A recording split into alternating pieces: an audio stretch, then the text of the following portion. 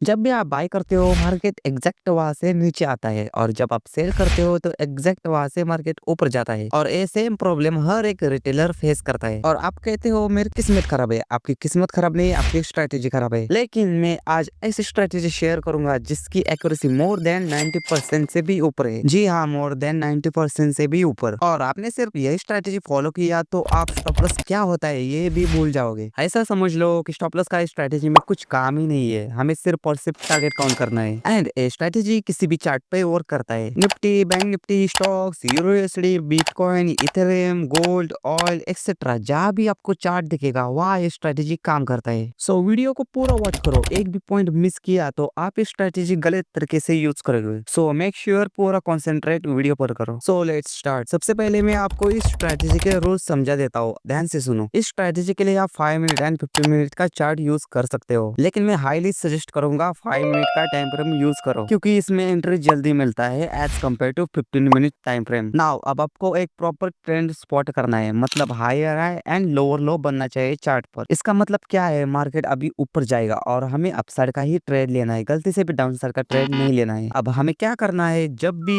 ये प्रीवियस वाला swing break होगा तो उसके बाद यहाँ पर मार्केट कंसोलिडेट होना चाहिए या फिर डबल बॉटम जैसे स्ट्रक्चर बनना चाहिए। फिर इसके बाद क्या हमें बाय करना है, बिल्कुल भी नहीं। अब हमें क्या करना है, एक डिमांड जोन मार्क करना है, मतलब सपोर्ट लेवल मार्क करना है और जो डिमांड जोन होगा वो वैलिड होना चाहिए, मतलब वहां से मेजर रिवर्स आना चाहिए। इसके बाद करेंगे हम एंट्री का जुगाड़। अब जब भी मार्केट इस जोन पर बुलिश कैंडल बनाएगा तो जरा भी वेट मत करो, बिंदास बाइंग करो बिना किसी टेंशन के। और जब भी इस जोन पर बुलिश कैंडल बनेगा मार्केट ऐसा भागेगा आप सोच भी नहीं सकते, एकदम फास्ट मोमेंटम देता है इस स्ट्रेटेजी से। और स्टॉप लॉस तो सिर्फ यहाँ पर जो भी बुलिश कैंडल बनेगा इसी का देना है, जो कि बहुत छोटा होता है और हिट होने के चांसेस बहुत कम होते हैं। सेम प्रोसेस डाउन साइड में भी करना है, लोअर लो लोअर हाई बनना चाहिए, फिर कंसोलिडेशन या फिर डबल टॉप बनना चाहिए, फिर एक वैलिड सप्लाई जोन यानी रेजिस्टेंस मार्क करना है जिससे मेजर रिवर्स आया हो। जब भी इस जोन पर स्ट्रॉन्ग बियरिश कैंडल बनेगा तो एंट्री लेना है। स्टॉप लॉस इस बियरिश कैंडल के ऊपर का रखना है एंड टारगेट मिनिमम 1:2 का रखना है और रूल्स को बिल्कुल भी ब्रेक मत करो। पिन कमेंट में इस स्ट्रेटेजी के 5 रूल्स दिए गए हैं। अब इस स्ट्रेटेजी का लाइव एग्जांपल देखते हैं चार्ट पर। अब देखो ये जीबीपी यूएसडी का चार्ट है जो मैंने रिसेंटली ट्रेड लिया था, टेलीग्राम पर आप चेक कर सकते हो, यही स्ट्रेटेजी से प्रॉफिट किया था। अब चार्ट को ध्यान से देखो, यहाँ पर प्रॉपर अप ट्रेंड चल रहा है, higher high and lower low बन गया है। ये हुआ हमारा rule number 1। Now rule number 2। अब हमें क्या करना है, जब भी ये प्रीवियस वाला हायर हाई ब्रेक होगा तो हमें डायरेक्ट बाय नहीं करना है, जैसे कि मैंने बताया कंसोलिडेशन होना चाहिए या फिर डबल बॉटम बनना चाहिए। सो देखते हैं आगे। सो यहाँ पर कंसोलिडेशन बना है और एक छोटा डबल बॉटम भी बना है, आप देख सकते हो। Now rule number 3। अब हमें एक डिमांड जोन मार्क करना है जिससे मेजर रिवर्स आया हो। सो देखो यहाँ पर मैंने ए वाला डिमांड जोन मार्क किया है। डिमांड जोन मार्क करने के लिए कैंडल के हाई और लो का एरिया भी मार्क करना है, सिर्फ लाइन ड्रॉ नहीं करना है। Rule number 4। अब हमें इस जोन पर डायरेक्ट बाइंग नहीं करना है, एक प्रॉपर बुलिश कैंडल बनना चाहिए तभी एंटर लेंगे। अगर मार्केट बिना किसी ग्रीन कैंडल के कंटिन्यू नीचे गया तो फिर जाने देना है, कुछ भी नहीं करना है। सो अब वेट करो ग्रीन कैंडल का।